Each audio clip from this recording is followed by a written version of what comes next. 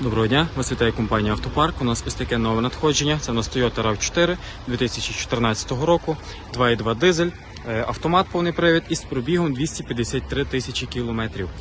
Авто раніше приїхало з Європи, один власник в Україні. По техніці обслужено все від А до Я, тобто все, що потрібно було зробити, це зробили. Там ТО, масла, фільтра, чипу ходовій.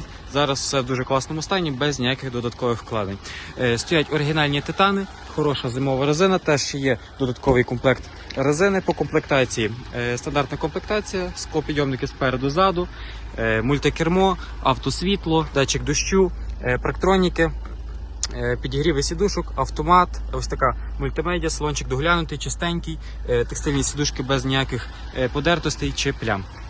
Ось класна комплектація, класний стан автомобіля. Якщо вас зацікавив даний автомобіль, приїжджайте в місто Львів, Кільцева 60, перевіряйте, тестуйте, ну і купуйте собі таке авто.